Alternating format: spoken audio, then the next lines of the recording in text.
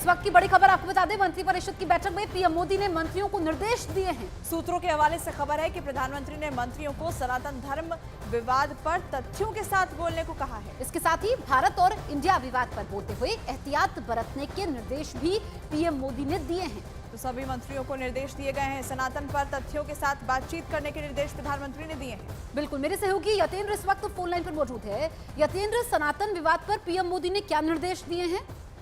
देखिए, बिल्कुल मंत्रिपरिषद की मीटिंग में दो टूक प्रधानमंत्री मोदी ने कहा है अपने मंत्रिपरिषद के सभी सदस्यों के जो सनातन धर्म पर जो विवाद खड़ा करने की कोशिश की जा रही है उस पर स्पष्टता के साथ, तर्कों के साथ जवाब देना चाहिए, क्योंकि ये किसी भी हालत में स्वीकार नहीं किया जा सकता। सनातन परंपरा पर, सनातन धर्म पर जिस तरह से सवाल खड़े किए जा रहे हैं, तो ऐसे में तर्कों के साथ जवाब जरूर दें और जवाब दिया जाना चाहिए। ये प्रधानमंत्री मोदी ने दो टूक शब्दों पर दो टूक संदेश अपने मंत्रिपरिषद के सभी सदस्यों को दिया है। यानी कि साफ है कि बीजेपी और सरकार इस मुद्दे पर जो विपक्ष के जो भी नेता इस मुद्दे पर सवाल खड़ा कर रहे हैं उनको बख्शने के मूड में यतेंद्र, ये जो इंडिया वर्सेस भारत का जो विवाद चल रहा है उसे लेकर भी प्रधानमंत्री की तरफ से कुछ निर्देश मंत्रियों को दिए गए हैं।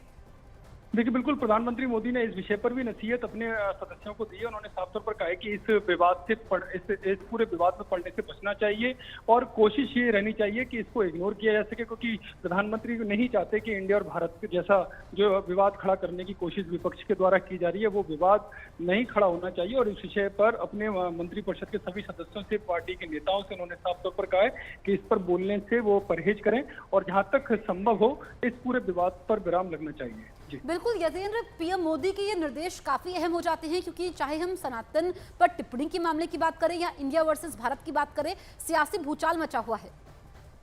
देखिए, जहाँ तक इंडिया वर्सेस भारत की बात है तो प्रधानमंत्री मोदी ने साफ तौर पर जो मैसेज दिया, वो नहीं चाहते कि इस मुद्दे पर कोई भी विवाद किसी भी तरह से खड़ा हो, क्योंकि जो भारत की जनता है, जो पूरे देश की जनता है, वो अच्छे से जानती है कि भारत का क्या महत्व। और ये आज से नहीं, ये सहस्त्रों वर्षों से भारत नाम इस देश के लिए प्रयोग में किया जाता है। तो ऐसे में इस विवाद को और आगे ले जाने की कोई गुंजाइश नहीं है। इस वजह से उन्होंने कहा कि अगर जवाब देना भी है तो तर्कों के साथ दें, लेकिन कोशिश करें कि इसमें ज्यादा बड़ा विवाद, ज्यादा समय तक ये विवाद न रहे, क्योंकि देश के सामने दूसरे मुद्दे G20 समिट होने वाला है। तो ऐसे में उस पर फोकस करना चाहिए, क्योंकि पूरे विश्व में भारत की जो इमेज है वो किस तरह से बढ़ रही है, साख किस तरह से बढ़ रही है, उस पर फोकस रहना चाहिए। और जहां तक सनातन धर्म की बात है तो उन्होंने स्पष्ट कर दिया कि इस मुद्दे पर विपक्ष के नेताओं को बख्शने का कोई उनका इरादा नहीं है। तो ऐसे में उनको सख्ती के साथ, पूरे तर्कों के साथ, तो स्पष्टता के साथ जवाब जरूर देना चाहिए, जिससे वो जो एक पूरी परंपरा को, पूरी सभ्यता पर निशाना साधने की कोशिश कर रहे हैं, वो उनकी कोशिश